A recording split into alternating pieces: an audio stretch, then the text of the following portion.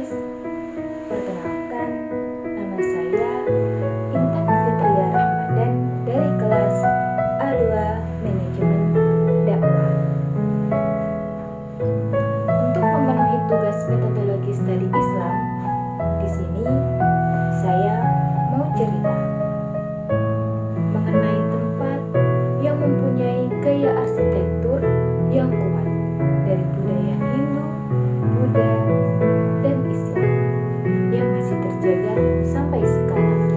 Temanya adalah Masjid Menara Kudus sebagai simbol akulturasi budaya Hindu-Islam, ditinjau dari sejarah dan arsitekturnya.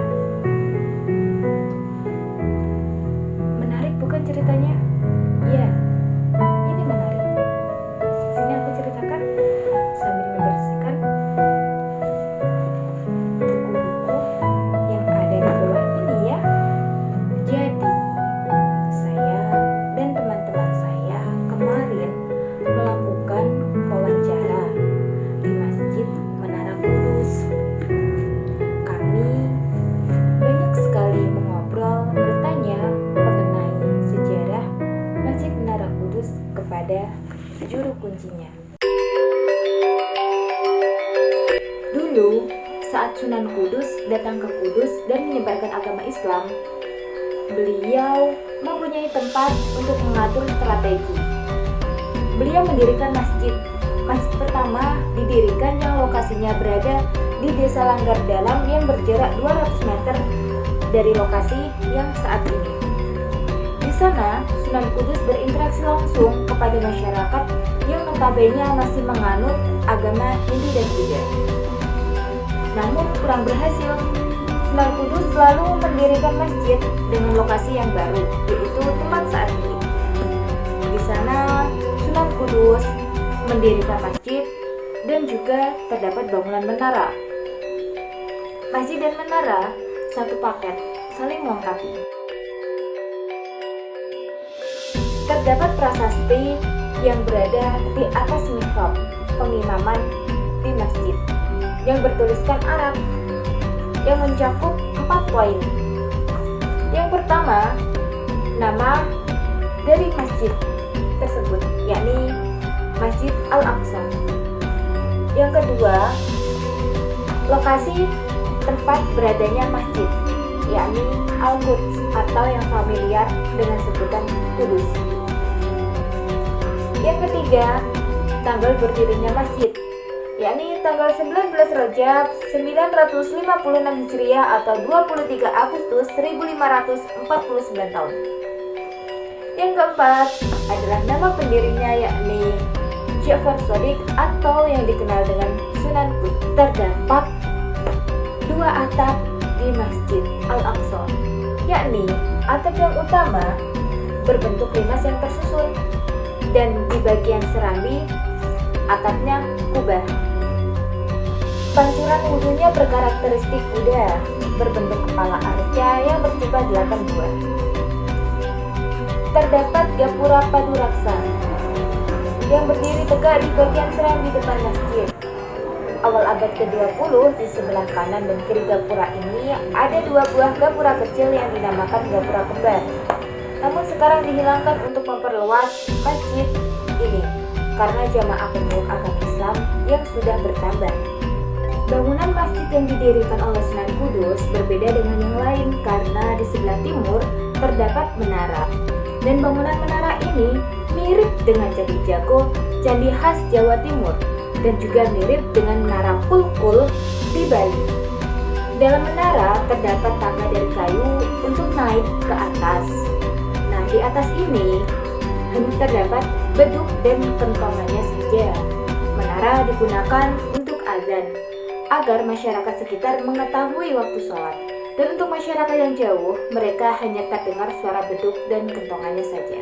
Abad ke-15 sampai 16 masih belum ada polusi suara seperti pengeras suara, televisi, HP, radio maupun transportasi. Sehingga suara azan maupun suara beduk dan kentongannya dapat didengar.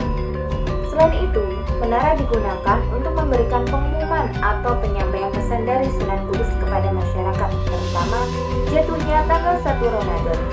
Tentunya belum ada media sosial, semua informasi disampaikan secara lisan.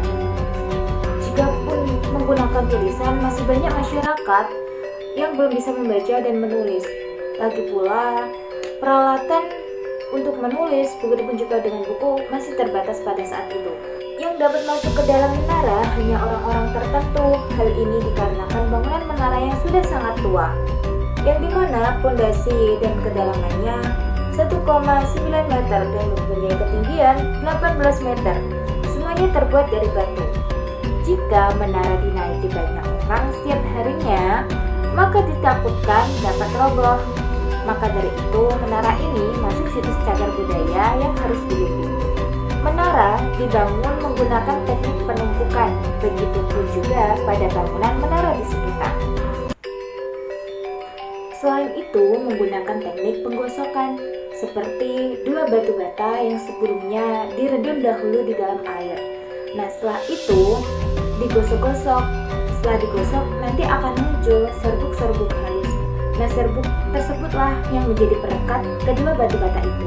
Bangunan menara bisa awet sampai sekarang karena di bawahnya menara terdapat sebuah sumur, yang dimana sumur tersebut berfungsi mengatur temperatur suhu.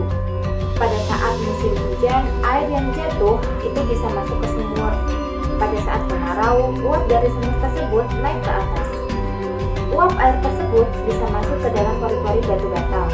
Karena batu bata tersebut terbuat dari tanah, sehingga saat mereka terkena uap air, mereka menjadi lembab dan kekuatannya kembali seperti batu bata yang baru dibuat. Ditambah lagi, panasnya seakan-akan batu bata bisa menjadi matang. Terkait larangan menyembelih sapi oleh Sunan Kudus, suatu ketika Sunan Kudus mengikat sapi di halaman menara.